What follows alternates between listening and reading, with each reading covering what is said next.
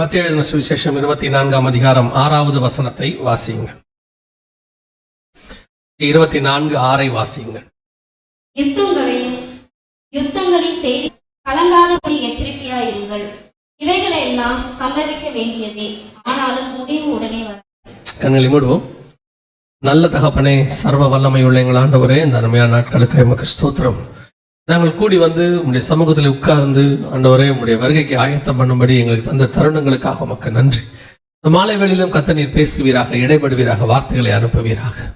எங்கள் ஆண்டவர் இயேசு கிறிஸ்துவின் நாமத்தில் பிதாவே, அல்லேலூயா. மத்தேயு 24:3 இயேசுவினிடத்துல உங்களுடைய வருகைக்கான அடையாளங்களை அவர்கள் கேட்கிறார்கள். கேட்கும் பொழுது இயேசுவானவர் அங்கே 24ஆம் அதிகாரத்தை பகுத்து போதிக்கிறார். ரொம்ப அழகா ஆண்டவர் அதை பிரிச்சு கொடுத்திருப்பாரு. அதுல 8வது வசனம் வரைக்கும் சபை எடுத்துக்கொள்ளப்படுதல், ரகசிய வருகைக்கு, அதாவது உபத்திரவ காலத்திற்கு முன்பதாக உள்ள அடையாளங்கள் இருக்கும். 8-9 வசனங்களிலே இவைகள்லாம் வேதனைகளுக்கு ஆரம்பம், உங்களை உபத்திரவங்களுக்கு ஒப்பு கொடுப்பார்கள் அப்படின்னு இருக்கும். ஸோ அங்கிருந்து உபத்திரவ காலம் ஆரம்பிக்கிறது. அதற்கு பிறகு உள்ளதெல்லாம் உபத்திரவ காலத்தில் உள்ள அடையாளங்கள் 14வது வசனம் வரைக்கும் இருக்கும். அப்பொழுது முடிவு வரும் அப்படின்னு இருக்கும். அதற்கு பிறகு உபத்திரவ காலத்தினுடைய 2வது பகுதி, அது அந்தி கிறிஸ்து என்கிற வெளிப்பட்ட பிறகு பூமியில் நடக்கக்கூடியதான சம்பவங்கள் எல்லாம் அதில் இருக்கும். 30வது வசனம் வரைக்கும் அது இருக்கும். அதற்கு பிறகு இயேசு கிறிஸ்துடைய பகிரங்க வருகை பற்றி வலுவாய் துணிக்கும், வேகங்களுடைய வருகிறார், இதெல்லாம் அவங்க இருக்கும். 32வது வசனத்துல இருந்து இந்த ஓமைகள், ஆவிக்குரிய அடையாளங்கள் அதிலே சொல்லப்பட்டிருக்கும். ஸோ இப்போ இந்த 8வது வசனம் வரைக்கும் உள்ளதெல்லாம் பார்த்தீங்கன்னா சபை எடுத்துக்கொள்ளப்படுவதற்கு முன்பதாக உள்ள அடையாளங்கள். அதாவது நாம் விசுவாசிக்கிறோம், ரகசிய வருகை உண்டு என்று சொல்லி நாம் விசுவாசிக்கிறோம். அல்லேலூயா. இன்னைக்கு ஒரு கூட்டம் ரகசிய வருகை இல்லைன்னு சொல்றாங்க. அது அவங்க இல்லைன்னு சொல்றதுக்கு அவங்க உரிமை இருக்கு. ஆனால் வசனத்தின்படி இருக்கு, பைபிள்ல சொன்ன வசனத்தின்படி அது இருக்கு. ஸோ நாம் அதற்காக தான் காத்து கொண்டிருக்கிறோம். அதன் அடிப்படையில இந்த ரகசிய வருகைக்கு முன்பாக உள்ளதான அடையாளங்களில மிக பிரதானமான 7 அடையாளங்கள். அதுல 2வது அடையாளமாக இயேசு கிறிஸ்து என்ன சொல்லுகிறார்? யுத்தங்களின் செய்திகளையும் கேள்விப்படுவேன் என்று சொல்லுகிறார். ஸோ இது ஒரு அடையாளமாக சொல்லப்பட்டிருக்கிறபடினாலே எந்த யுத்தத்தை குறித்து ஆண்டவர் சொல்லுகிறார், எதை பத்தி நாம இப்ப பார்க்கணும், எது நம்ம காலத்துக்குரியது அப்படின்னு பார்க்கணும். இப்போ யுத்தங்களை பத்தி சொல்லும் போது வேதாகமத்துல, அதாவது சரித்திரத்துல பாத்தீங்கன்னா இயேசு சொல்லிட்டு போன பிறகு யுத்த வல்லுநர்கள், யுத்தத்தை கணிக்கிறவங்க என்ன சொல்றாங்க அப்படின்னு கேட்டீங்கன்னா, இது வரைக்கும் உலகத்துல பெரிய யுத்தங்கள் லட்சக்கணக்கான ஜனங்க செத்தது அது மட்டுமே 3000 4000 வரைக்கும் நடந்திருக்கு இயேசு கிறிஸ்துக்கு அப்புறம். சின்ன யுத்தங்களுக்கு அளவே இல்லை. உள்நாட்டு கலவரம் ஜனங்களுக்குள்ள ஏற்பட்டது, அதுக்கெல்லாம் அளவே இல்லை. அப்படி இருக்கும்போது எந்த யுத்தத்தை இயேசு சொல்லுகிறார், எதை பத்தி பர்டிகுலராகும்? ஏன்னா பொதுவா இவ்வளவு யுத்தங்கள் இருக்கும்போது பொதுவா ஆண்டவர் என்ன செய்யல, தீர்க்க தரிசனத்தை உரைச்சிட்டு போக மாட்டார். நம்ம ஆண்டவர் அப்படி சொல்லக்கூடிய ஆண்டவரும் இல்லை. அவர் எப்பவுமே எதையுமே நமக்கு புரியும்படி சொல்லுகிறதான் ஆண்டவர். ஆனா ஒண்ணு மட்டும் செய்வார், தேடி கண்டுபிடிச்சு ஆராய்ந்து படிக்கணும், அந்த மாதிரிதான் வச்சிருப்பார். அப்படி இருக்கும்போது எந்த யுத்தத்தை இயேசு சொல்லுகிறார் அப்படின்னு சொன்னா, சில வசனங்களையும் சில காரியங்களும் வரிசையை பார்க்க போகிறோம். இதன் மூலமாக இயேசு கிறிஸ்துவின் வருகைக்கான அடையாளங்கள்ல யுத்தத்துக்கான காரியங்களும் ஒரு பக்கம் நடக்குது. அதோடு கூட நீங்கள் தெரிந்து கொள்ள வேண்டிய சில சரித்திர குறிப்புகள் அல்லது உண்மைகள் கொஞ்சம் இருக்கு, அதையும் நீங்கள் தெரிந்து கொள்ள வேண்டும். அதைத்தான் நாம் இன்னைக்கு பார்க்க போகிறோம், 2வது நாளில் பார்க்க போகிறோம். இப்ப எந்த யுத்தத்தை குறித்து இயேசு சொல்லுகிறார் அப்படின்னா, கடைசி காலத்தில் நடக்க வேண்டிய யுத்தத்தை குறித்து இயேசு சொல்லுகிறார். வாசிங்க, எசேக்கியேல் புஸ்தகம் 38ஆம் அதிகாரம் 8வது வசனத்தை வாசிங்க. எசேக்கியேல் 38:8. அநேக நாட்களுக்கு பிற்பாடு நீ விசாரிக்கப்படுவாய், பட்டயத்துக்கு நீங்கள் ஆகி பற்பல ஜனங்களில் சேர்த்து கொள்ளப்பட்டு வந்தவர்களின் தேசத்தில் கடைசி வருஷங்களிலே வருவாய். இந்த வசனம் தெளிவா சொல்லுது, இந்த யுத்தம் எப்ப நடக்கும்? கடைசி வருஷங்களிலே நடப்பாய். யாருக்கு விரோதமாக நடக்கும்? பற்பல ஜாதிகளிலிருந்து, ஜனங்களிலிருந்து சேர்த்துக் கொள்ளப்பட்டு வந்தவர்களின் தேசம். அது எந்த தேசம் அப்படின்னு கேட்டீங்கன்னா, நமக்கு தெரியும் அது இஸ்ரவேல்னு. ஆனா நேரடியாகவே வசனம் சொல்லுது. அதே அதிகாரம் 16வது வசனம் வாசி. இத்தேசத்தை காலமேகம் போல் மூட என் ஜனமாகி இஸ்ரவேலுக்கு விரோதமாக எழும்பி வருவாய். கடைசி நாட்களிலே இது சம்பவிக்கும். வசனம் தெளிவா சொல்லுது, இஸ்ரவேலுக்கு விரோதமா வரும் கடைசி வருஷங்கள், கடைசி நாட்களிலே இது சம்பவிக்கும். அப்போ இந்த கடைசி நாட்கள், கடைசி வருஷம் என்பது இஸ்ரவேல் ஜனங்கள் வந்த பிறகு நடக்க வேண்டியதான யுத்தம் என்று சொல்லி பார்க்கிறோம். இஸ்ரவேல் ஜனங்கள் திரும்பி வருவதே ஒரு கடைசி காலம்தான். வாசிங்க, ஓசியாவின் புஸ்தகம் 3ஆம் அதிகாரம் 5வது வசனம் வாசிங்க. ஓசியா 3:5 வாசிங்க.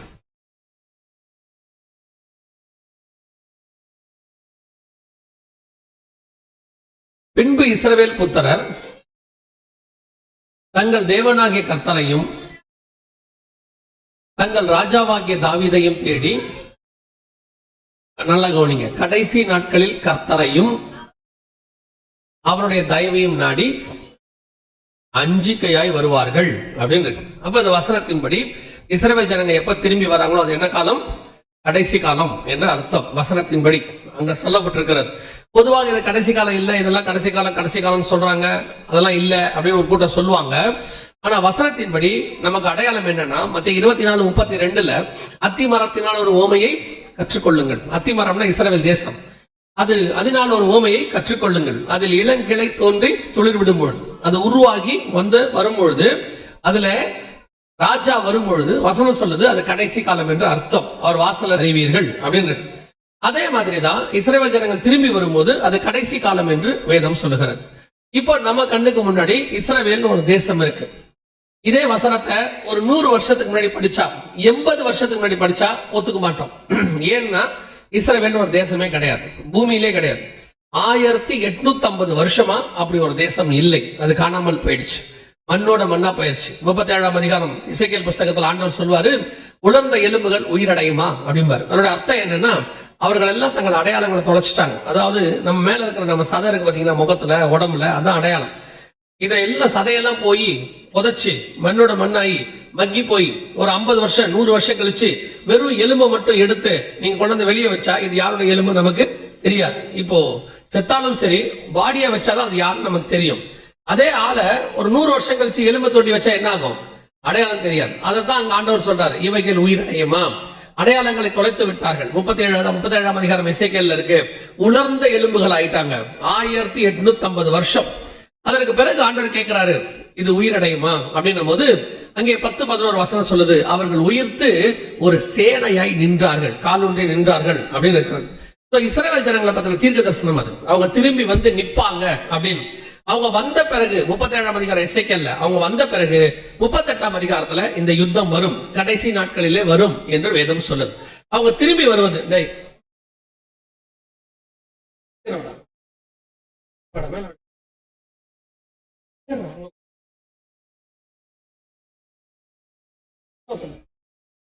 அங்கேதான் போற வரைக்கும்.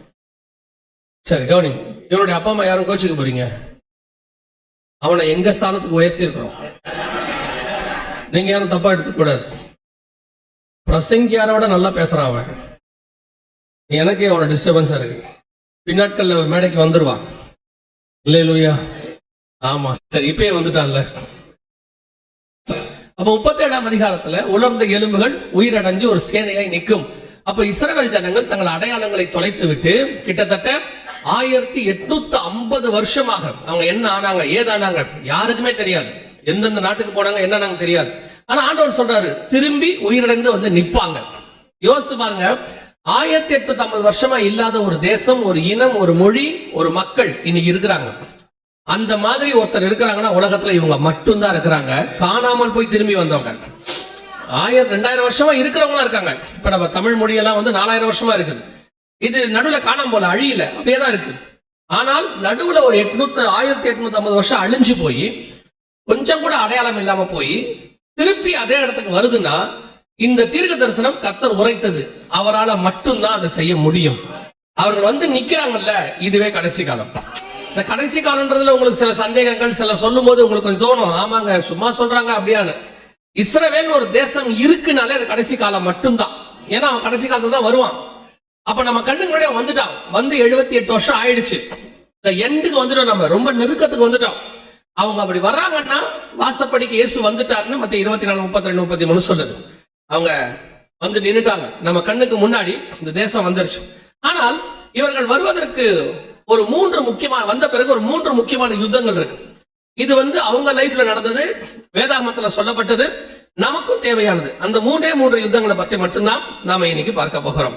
இப்ப ஆண்டவர் இவங்களை பத்தி ஒரு தீர்க்க தரிசனம் சொல்றாரு. வாசிங்க, ஏசாயா தீர்க்க தரிசன புஸ்தகம் 43ஆம் அதிகாரம் 5 முதல் வசனங்களை வாசிங்க. 5வது வசனத்தை வாசிக்கிட்டே வாங்க.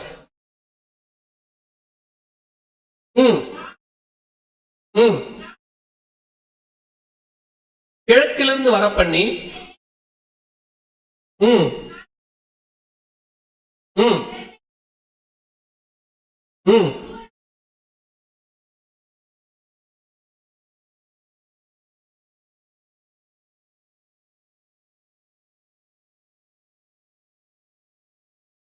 இது ஏசாயா தீர்க்கதரிசனத்துல ஆண்டவர் கடைசி காலத்துல இஸ்ரவேல் ஜனங்கள் வருவதை பத்தி சொல்றார். கிட்டத்தட்ட பூமியின் கடையாந்திரத்துல இருந்து எல்லா பக்கத்துல இருந்தும் அவங்களை என்ன செய்வேன், கூட்டி சேர்ப்பேன் அப்படின்னு சொல்றார். இந்த தீர்க்க தரிசனம் ஆண்டவர் உரைத்தது கிட்டத்தட்ட ஒரு 2800 வருஷத்துக்கு முன்னாடி ஏசாயா காலத்துல உரைக்கப்படுகிறது. இது அப்படியே துல்லியமாக நிறைவேறுச்சு. இதனுடைய ஃபர்ஸ்ட் ஸ்டெப், நாலா பக்கத்துல இருந்து வருவாங்க அப்படின்னு சொன்னதுக்கு ஃபர்ஸ்ட் ஸ்டெப் எப்ப நடந்துச்சுன்னு கேட்டீங்கன்னா, முதல் உலக யுத்தம் 1914 இருந்து 18 வரைக்கும் நடந்துச்சு. அந்த யுத்தத்துல இங்கிலாந்து தேசம் தான் வல்லரசு. அப்போ அமெரிக்கா கிடையாது, இங்கிலாந்து தான். அவங்க தோக்குற நிலைமைக்கு வந்துட்டாங்க. சோ அவங்களுக்கு ஜெயிக்கிறதுக்கு என்ன செய்யறது தெரியாத போது ஒரு யூத விஞ்ஞானி தான் ஹெல்ப் பண்ணாரு. சார் வைஸ்மேன் பேர். அவர் தான் உதவி செஞ்சார். சில காரியங்கள்லாம் அவங்களுக்கு சொல்லி கொடுத்தாரு, கண்டுபிடிச்சு கொடுத்தாரு. அதை வச்சுதான் அவங்க ஜெயிச்சாங்க.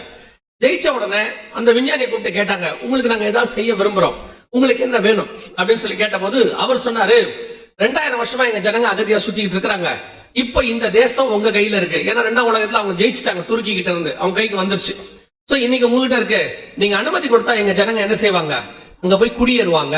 சோ இந்த வாய்ப்பை நீங்க எனக்கு தரணும்னு கேட்ட போது இந்த தீர்க்க தரிசனத்தின் நிறைவேறுதலாக 1918 பால்ஃபர் டிக்ளரேஷன் அப்படின்னு சொல்லக்கூடியது ஏற்பட்டது. 1917 இந்த யுத்தங்கள் முடிஞ்ச பிறகு பால்ஃபர்ன்றவர் யாருன்னா இங்கிலாந்து தேசத்துக்கு அப்போது வெளியுறவுத்துறை அமைச்சர்.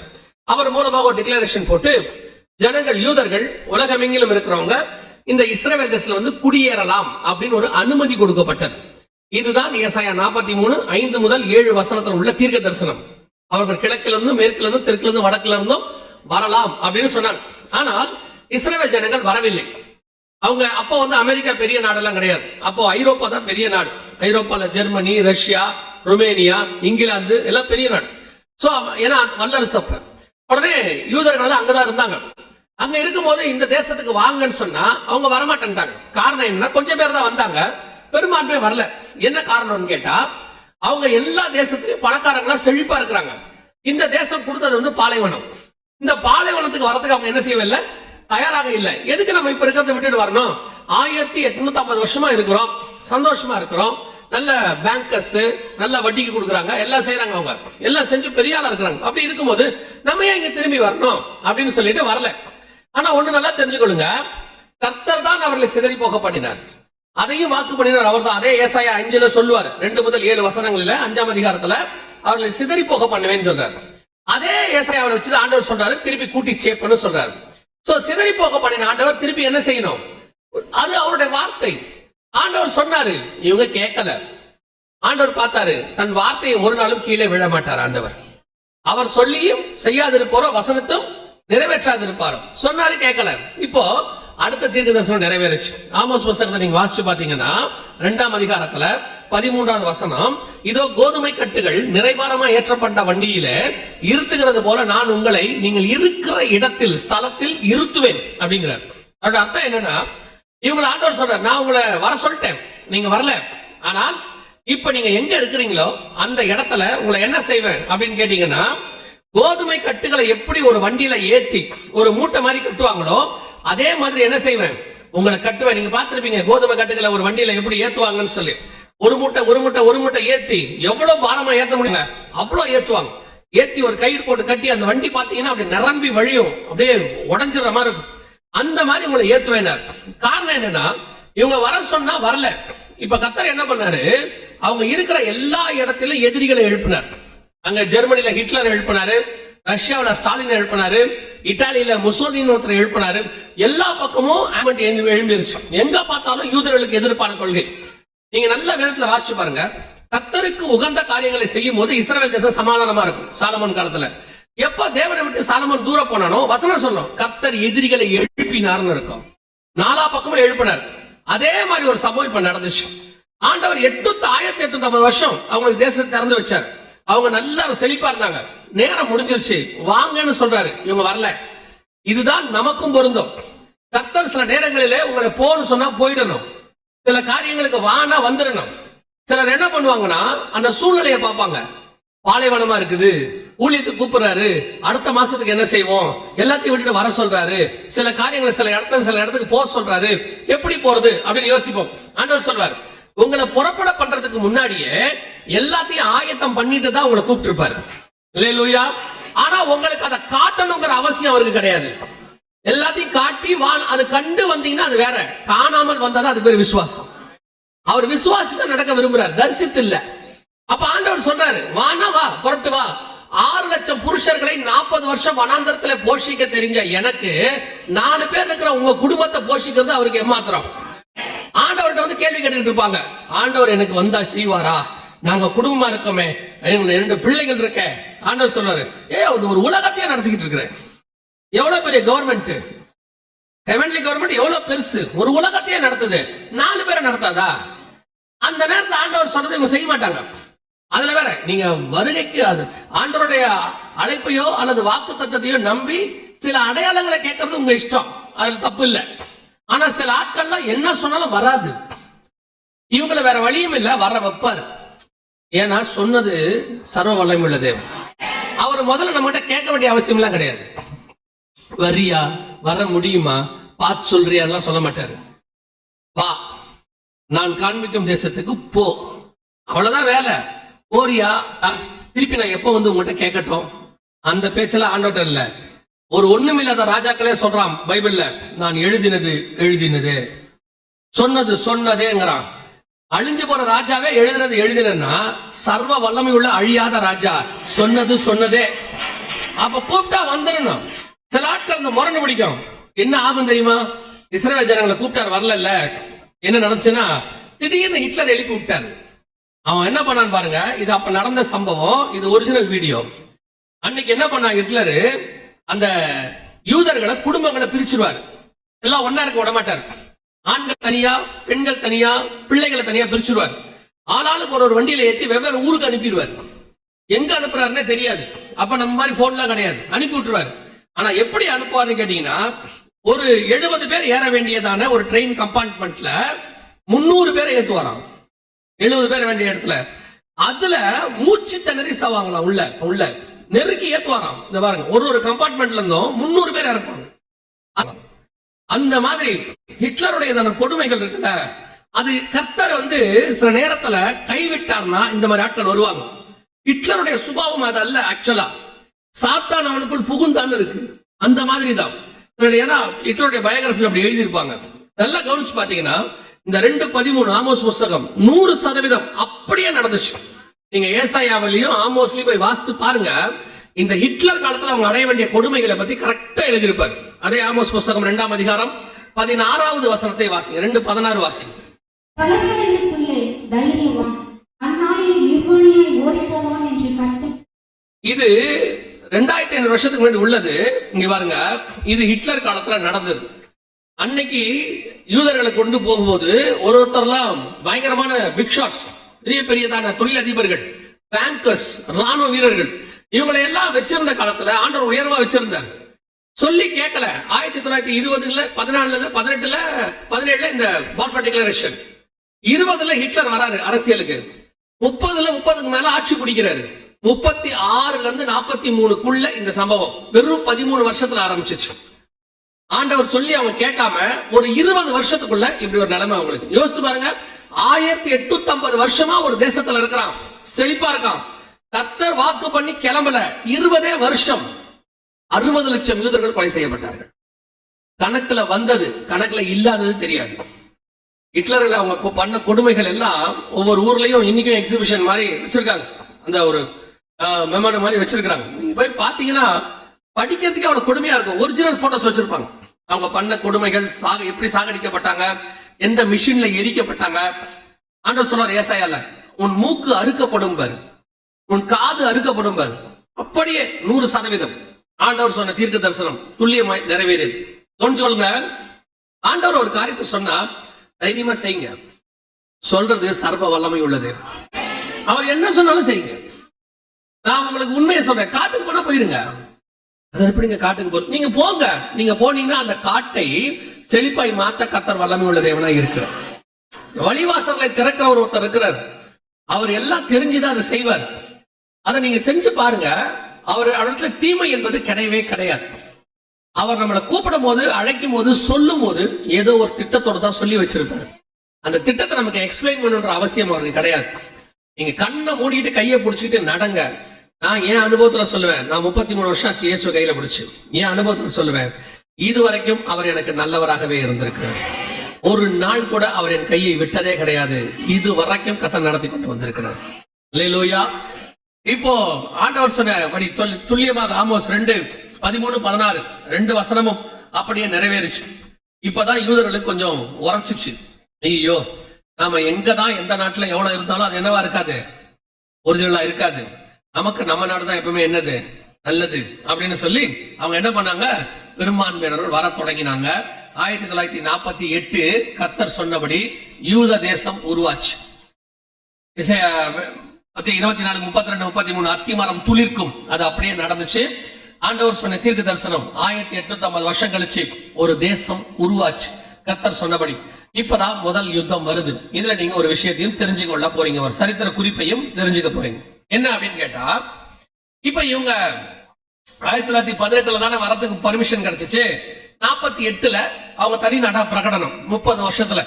இப்போ இவங்களுக்குள்ள இருந்த பாலஸ்தீனர்கள், சுத்தி இருக்கிற அரபு நாடுகள் எல்லாரும் என்ன பண்ணாங்க, இவங்க எங்க இருந்தோ வந்தாங்க, எங்க இருந்தோ வந்து இந்த நாட்டை புடிச்சுக்கிட்டாங்க, இவங்க அகதியா வந்தவங்க, இப்ப இந்த நாட்டு இவங்களுதுன்னு சொல்றாங்கன்னு சொல்லிட்டு இவங்க 1948 மே 14 சுதந்திர தினம் 15 மறுநாள் இவங்க மேல யுத்தம்னு அனௌன்ஸ் பண்ணாங்க. இவங்க மேல என்ன பண்ணும், யுத்தம்.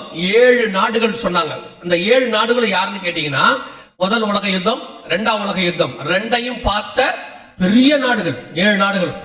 அப்பேற்பட்ட நாடு உருவாகி ஒரு நாள் ஆன குழந்தை. 14ஆம் தேதி உருவாச்சு, 15ஆம் தேதி யுத்தம். 7 நாடுகளும் சேர்ந்து யுத்தம் பண்ண ஆரம்பிச்சிச்சு. இப்ப என்ன பண்ணாங்க, ஆரம்பிக்கிறதுக்கு முன்னாடி இந்த 7 நாடுகள் அனௌன்ஸ் பண்ணாங்க, நாங்க இந்த மாதிரி இஸ்ரவேல் மேல யுத்தம் பண்ண போறோம்.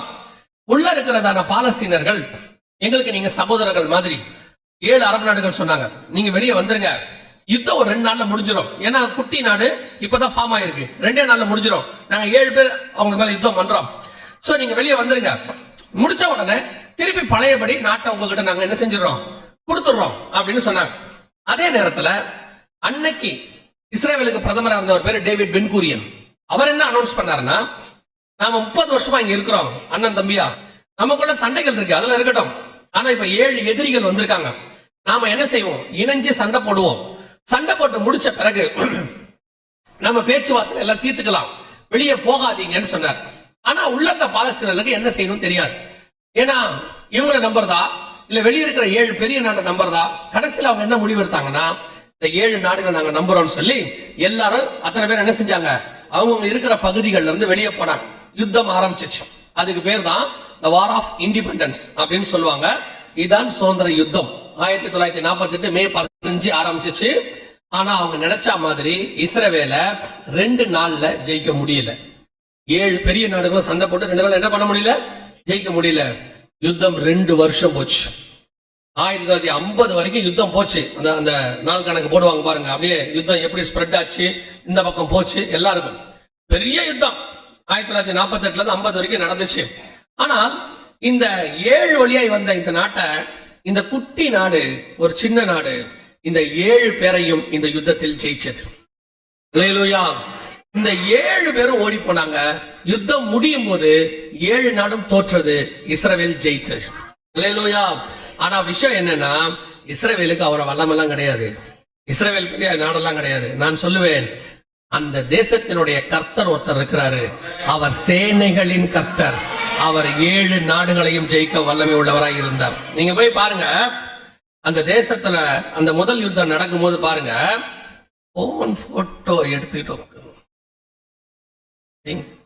சில செய்தி கேளுங்க, கவனிங்க.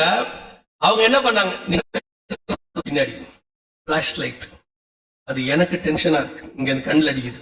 கவனிங்க, அவங்கள ஜெயிக்க வச்சது சேனைகளின் கர்த்தர். எப்படின்னு கேட்டீங்கன்னா, இந்த முதல் வார் ஆஃப் இண்டிபெண்டன்ஸ்ல இஸ்ரவேலுக்கு எப்படி இயற்கையா தேவன் உதவி செய்தார்னு ஒரு தனி புக்கே இருக்கு. நீங்க போய் பாத்தீங்கன்னா எல்லாமே ஆண்டவர் செஞ்சதான அற்புதங்கள். வெறும் இஸ்ரவேல் தேசம் ஒரு சின்ன ராணுவம், குட்டி ராணுவம், ஆனா அவங்க 7 நாடுகளையும் ஜெயிச்சார்கள். ஆண்டவர் சொன்னபடி முதலாவது இஸ்ரவேல் தேசம் ஜெயித்து தனி நாடாக உருவாகுது 1948. இது முதலாம் யுத்தம். இதுல நீங்க ஒண்ணு தெரிஞ்சுக்கணும், வந்தவங்க 7 பேரா இருந்தாலும், பலசாலிகளா இருந்தாலும், வல்லமை உள்ளவர்களா இருந்தாலும், இவன் சின்ன கூட்டமா இருந்தாலும், ஆனால் சேனைகளின் கர்த்தர் மட்டும் கூட இருந்தார்னா எந்த 7 பேரையும் ஜெயிக்க வல்லமை உள்ளவராய் இருக்கிறார். அல்லேலூயா. அதே தேவன் தான் உங்களுக்கும் எனக்கும் தேவனாய் இருக்கிறார். ஆமென். நம்ம நிறைய நேரத்துல என்ன சொல்லிட்டு இருக்கோம் தெரியுமா? ஐயோ, இவங்க இருக்காங்க, அவங்க எல்லாம் இருந்தாங்கன்னா நம்மளால ஒண்ணுமே பண்ண முடியாது. நான் சொல்லுவேன், நம்மளை பார்த்து சிறுபான்மைன்னு சொல்றாங்கல்ல, அது ஒரு பெரிய பெனிஃபிட் நமக்கு. அரசியல் ரீதியா இல்ல, கர்த்தர் எப்பவுமே இந்த சின்ன கிரௌடோட தான் இருப்பாரு. பைபிள் முழுக்க வாசிச்சு பாருங்க, எவ்வளோ பேர் இருந்தாலும் வேணான்றவார் கிதியோனு கிட்ட, ஒரு 300 பேர் வச்சுக்கோங்க பாரு, போதும் பாரு, இந்த சின்ன கிரௌடு போதும் பாரு. எவ்வளோ பேர் இருந்தாலும் ஒரு 12 பேர் போதும் பாரு. ஆண்டவர் சொல்லக்கூடியது அப்படிதான் இருக்கும், பயப்படாதே சிறு மந்தையே பாரு. இந்த சின்ன கிரௌடு இருக்குல்ல, அது மேலதான் எப்பவுமே கர்த்தருக்கு என்ன இருக்கும், ஒரு கண் இருக்கும், ஒரு பரிய செய்வார், அவங்க மேல ஒரு அன்பு இருக்கும், அவருக்கு எல்லாமே செய்வார். இந்த வந்து நிக்கிறவன் கோலியாத்தா கூட இது கரெக்டா சொல்லுவாப்ல, நீ பட்டயத்தோட வர்ற, நான் இதோட வரேன் தெரியுமா, சேனைகளின் கர்த்தருடைய நாமத்தில் வருகிறேன். அல்லேலூயா. இப்ப நீங்க நானும் சிறுபான்மையா தானே இருந்துட்டு போட்டோம், ஒண்ணும் பிரச்சனை இல்ல. கர்த்தர் நம்ம கூட இருந்தா நம்ம தான் பெருமான்மை. அல்லேலூயா. நமக்கு யுத்தம் பண்ணுகிற ஒருவர் இருக்கிறார், அதுதான் நமக்கு தேவை. அதனால உங்களுக்கு ஐயோ யார் என்ன பண்ணிடுவாங்க, ஏது பண்ணிடுவாங்க, அவர் பெரிய போஸ்டிங்ல இருக்கிறார், அத இருக்கார், இத இருக்கார். இங்க யாரையும் ஒண்ணும் பண்ண முடியாது. சில நேரங்களில் இப்பவும் சொல்றேன், கர்த்தர் சில அனுமதிகளை கொடுக்கிறார்ல, அது கூட எதுக்குன்னா நம்மளை திருத்தத்துக்கு தான் இருக்கும், நம்மளை கொல்றதுக்கு இருக்கவே இருக்காது. சில ஆட்களை எழுப்புவாரு, அவன் வந்து நமக்கு விரோதமா எழும்புவான்ல, எதுக்குன்னா ஏதோ நம்ம கிட்ட பிரச்சனை இருக்கும், அதை திருத்தத்துக்காக தான் அந்த ஆளை எழுப்பி இருப்பாரு ஒழிய அவன் கையில ஒரு நாள் நம்மளை புடிச்சு கொடுக்கவே மாட்டார். நேபுகாத்நேச்சர் கையில எருசலேமை ஏன் கொடுத்தாருன்னா இவங்கள திருத்தறதுக்கு. நேபுகாத்நேச்சர் சாவறதுக்குலாம் இல்ல, இவனை திருத்தறதுக்கு. இவனை 70 வருஷம் திருத்தி முடிச்ச உடனே நேபுகாத்நேச்சர் கேட்பாரு, நீ எப்படி என் பிள்ளைகளை எப்படி அடிப்பேன்னு கேட்பாரு. இதே தான் இப்பவும் நடக்கும். சில நேரங்களிலே சில கோலியாத்துகளை கர்த்தர் எழுப்பி விட்டுருவாரு. அது அரசாங்கத்துல இருக்கும், உங்க மேல் அதிகாரியா இருக்கும், இல்ல உங்க பக்கத்து வீட்டுக்காரனா இருக்கும், இல்ல உங்க சொந்தக்காரனா இருக்கும், யார் வேணா இருக்கும். அது எந்த கோலியாத்த வேணா இருக்கட்டும், ஒரு நாள் ஜெயம் கொடுக்கிற தேவன் நம்மோடு கூட தான் இருப்பார். அல்லேலூயா. ஒரு வழியா வரவனே 7 வழியா ஓடி போவானா, 7 வழியா வர்றவன் 49 வழியா ஓடி போயிடுவான். ஆனால் நீங்களும் நானோ வென்றால் அங்கே நிலையாய் நிற்போம். பாதாளத்தின் வாசல்கள் சபையை மேற்கொள்ளாது. அவங்க வேணா என்ன வேணா சொல்லிட்டு போட்டோம். ஒரு பெரிய ரோம ராஜா சொன்னார், கிறிஸ்தவத்தை மொத்தமா ஒழிச்சிருவேன், ஒரு கிறிஸ்தவர் கூட என் நாட்டுல இருக்க மாட்டாங்கன்னு. அப்படியே பயங்கரமா சட்டங்கள் போட்டு கிறிஸ்தவர்களை வீடு தேடிலாம் கொலை பண்ணாராம். அதுக்கு தனி ஒரு போர்ஸே வச்சிருந்தாராம். கடைசியா ஒரு யுத்தத்துக்கு போகும்போது ஒரு அம்பு அவரை எஞ்சிட்டாங்க. அவர் சாக போற நேரத்துல அந்த தளபதியை கூப்பிட்டு கேட்டாராம், எனக்கு இப்ப நீ சொல்லு, கிறிஸ்தவர்கள் எவ்வளவு பேர் இருக்கிறாங்க, நம்ம இருந்ததுக்கு அழிச்சிருக்கிறோம், நான் போகும்போது கேட்டுட்டு சாக விரும்புறேன்னு. அவன் தயங்கி தளபதி சொன்னானா, ராஜா நீங்க வரும்போது இருந்ததை விட இப்ப பல மடங்கு அவங்க இன்க்ரீஸ் ஆயிருக்கிறாங்கன்னு என்று சொன்னாங்க.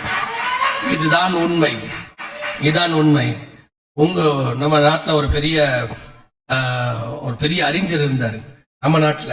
அவர் அடிக்கடி ஒரு வார்த்தை சொல்லுவாராம், கிறிஸ்தவ மேல மட்டும் கை வச்சிடாதீங்க, அவனுங்க மூட்டை பூச்சி மாதிரி நசுக்கு பரவுவானுங்க அப்படின்னாரு. அது என்னவோ உண்மைதான், நம்ம பார்வைக்கு மூட்டை பூச்சி மாதிரிதான். ஆனால் ஒவ்வொரு கிறிஸ்தவனுடைய ரத்தத்திலிருந்தும் ரத்த சாட்சிகளிலிருந்தும் கர்த்தர் இன்னொரு சந்ததியை உருவாக்க வல்லமை உள்ளவராய் இருக்கிறார். ஏன்னா 2000 வருஷமா இந்த சபையை ஒழிக்கிறதுக்கு எத்தனை சாம்ராஜ்யம், ரோம சாம்ராஜ்யத்தில் ஆரம்பிச்சு, பைசாண்டியர்கள் ஆரம்பிச்சு, துருக்கி ஆரம்பிச்சு, கம்யூனிசம், நாசிசம், பாசிசம், எல்லா இசமும் வந்து நிரந்தர முதல்வர்கள் எல்லாம் முயற்சி பண்ணி அத்தனை பேரும் இந்த கிறிஸ்தவத்தை ஒழிக்க என்னவோ ட்ரை பண்ணி கடைசியில அத்தனை பேரும் செத்து ஜீவனோடு கூட இருக்கிறது கடை நிக்குது. அதுதான் கர்த்தர் சொன்னாரு, பாதாளத்தின் வாசல்கள் சபையை மேற்கொள்ளாது.